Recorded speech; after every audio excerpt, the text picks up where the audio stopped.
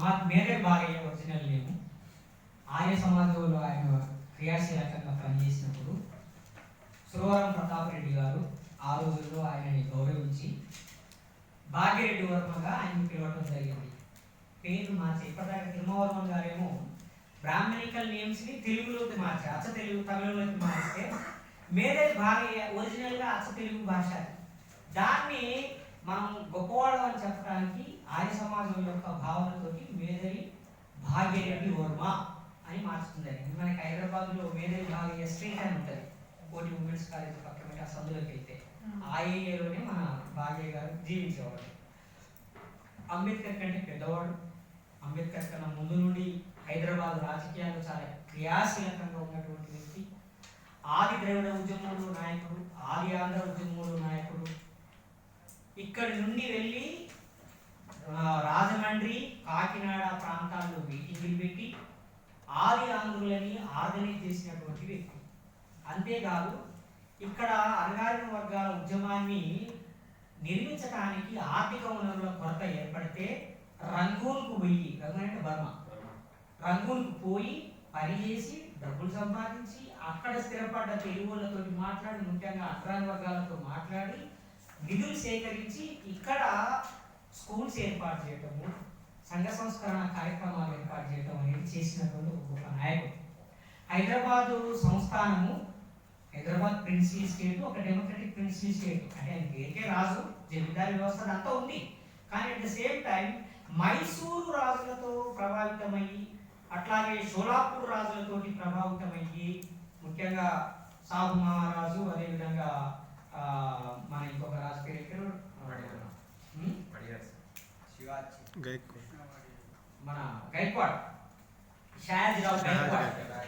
షాయాజీరావు గైక్వాడ్ సంస్కరణోద్యమంతో ప్రభావితమయ్యి హైదరాబాద్లో స్కూల్స్ ఏర్పాటు చేయటము, అదేవిధంగా తన క్యాబినెట్ మంత్రివర్గంలో అణగారిన వర్గాలు, ముఖ్యంగా అంటరాని వాళ్ళకి ప్రార్థన చేయడం అనేది ఆయన మన నిజామాబాద్ చేసినటువంటి ఒక విషయము.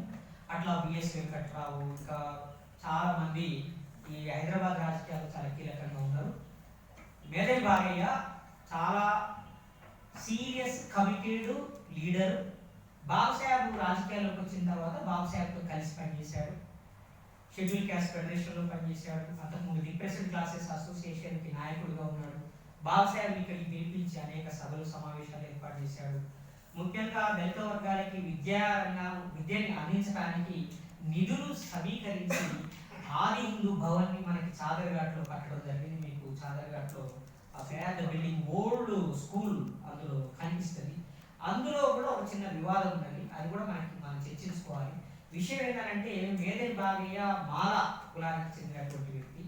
ఆది హిందూ స్కూల్లోకి ఎక్కువగా మాల విద్యార్థులు మాత్రమే అడ్మిషన్ ఇచ్చేవాళ్ళు. ఒక సందర్భంలో మాదిగ కులానికి చెందిన విద్యార్థులు స్కూల్ అడ్మిషన్ పోతే వాళ్ళు తిరస్కరించడం జరిగింది. అప్పుడు మాదిగలు యాజిటేషన్ చేశారు, ఆది హిందూ భవన్ స్కూల్లో మా మాదిగ విద్యార్థులకు కూడా అడ్మిషన్ ఇవ్వాలి అని.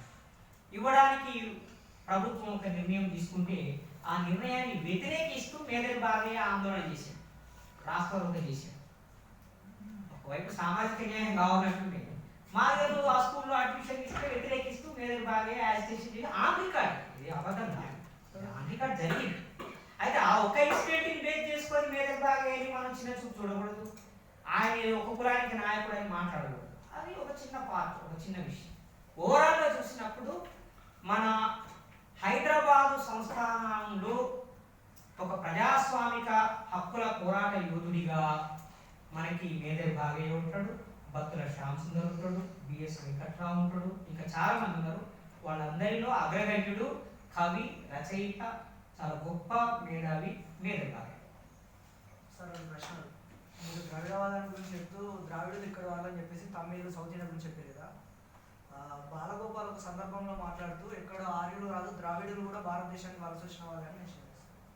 ఆ వాదన కూడా ఉన్నది. మరి ఆ ద్రావిడులు కూడా బయట నుంచి వచ్చినారంటే వాళ్ళు ఎవరు, మిగతా వాళ్ళు ఎవరు అనేది కూడా చర్చ ఉన్నది. అక్కడ ఒక పెద్ద డైలమా ఉన్నది. ఎందుకంటే పోయోళ్ళు, గోండోళ్ళు, ఈ కులాలు ఎవరైతే ఉన్నారో వీళ్ళందరూ ఆదివాసులు, ఈ సోకాళ్ళు ఎస్సీలు, బీసీలు అందరూ బయట నుంచి వచ్చినటువంటి ద్రావిడులు అనేది బాలగోపాల్ యొక్క భావన. కానీ కోయ, గోండి, అదేవిధంగా కులావి, కుయ్యి, కువి లాంటి ఈ భాషలు ఏవైతే ఉన్నాయో మూల ద్రావిడ భాషలు, అవన్నీ ఈ జాతులు మాట్లాడుతున్న భాష. ఈ తెలుగు, తమిళం, కన్నడం, మలయాళం, తులు ఇవన్నీ కూడా ఆది ద్రావిడ భాషల నుంచి వచ్చినాయి. కాబట్టి ఆది ద్రావిడులు కోయోలు, గోండోలు అయితే వాళ్ళు మాట్లాడే భాష ఆది ద్రావిడ భాష పూర్ణమే అయినప్పుడు మనం అందరం కూడా ద్రావిడులమే. మళ్ళీ ఇంకొక సపరేటు మూలవాసులు అనే వాళ్ళు ఎవరు లేరు అనేది నా అబ్జర్వేషన్. ఇంకొక ప్రశ్న సార్, రాజ్యాంగ దినోత్సవం వచ్చిన ప్రతి సందర్భంలో ఆర్ఎస్ఎస్, బీజేపీ లాంటి మతోన్మాద శక్తులు భారత రాజ్యాంగాన్ని మీరు గౌరవిస్తున్న అంబేద్కర్కు స్నేహితుడు, గురువు లాంటి వాళ్ళు అని చెప్తున్న పెరియారే తగలబెట్టిండు, మేమెందుకు గౌరవించాలనే వాదన వినిపిస్తున్నారు. కాన్స్టిట్యూషన్ రాసేటప్పుడు చాలా విషయాలు చర్చకు వచ్చినాయి. దాంట్లో ముఖ్యంగా హిందీ భాషకు సంబంధించింది ఒక చర్చ, రెండోది రిజర్వేషన్లకు సంబంధించినటువంటిది ఒక చర్చ. జస్టిస్ పార్టీ అధికారంలోకి వచ్చినప్పుడు జీవో నెంబర్ 163 ప్రకారంగా రిజర్వేషన్స్ ఇవ్వడం అనేది స్టార్ట్ అయింది 1916లో. అది రాజ్యాంగం అమల్లో, కొత్త రాజ్యాంగం రాసే వరకు 1950-26 వరకు కూడా అమల్లో ఉన్నది. అది కాంగ్రెస్ ప్రభుత్వం వచ్చినా ఎవరు వచ్చినా మధ్యలో రిజర్వేషన్స్ అనేవి అమలు చేశారు. అయితే బీసీలకి సపరేట్గా రిజర్వేషన్స్ అనే విషయము కాన్స్టిట్యూషన్ రాసేటప్పుడు కాన్స్టిట్యూంట్ అసెంబ్లీ మెంబర్స్ ఒప్పుకోలేదు. షెడ్యూల్డ్ కులాలకి మాత్రమే, షెడ్యూల్డ్ ట్రైబ్స్కి మాత్రమే రిజర్వేషన్ వచ్చింది. జనవరి 26, 1950లో రిజర్వేషన్ అంటే కాన్స్టిట్యూషన్ అమలులోకి రాగానే తమిళనాడు బ్రాహ్మణులందరూ కేసు వేశారు.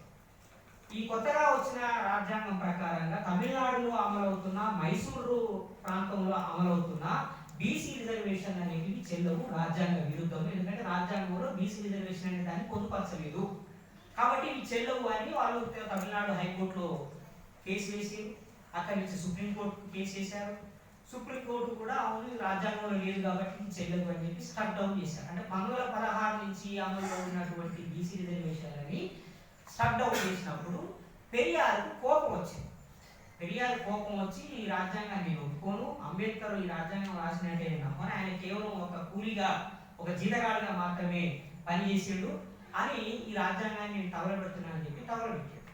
ఆయన ఉద్దేశము బీసీ రిజర్వేషన్లను పొందుపరచలేదు అని, హిందీని నేషనల్ లాంగ్వేజ్గా గుర్తించడానికే తప్ప కాన్స్టిట్యూషన్ ఓవరాల్గా వ్యతిరేకించడం కాదు. కాన్స్టిట్యూషన్లో ఈక్వాలిటీ ఉన్నది, బ్రదర్హుడ్ ఉన్నది, లిబర్టీ ఉంది, ఫ్రీడమ్ ఉన్నది.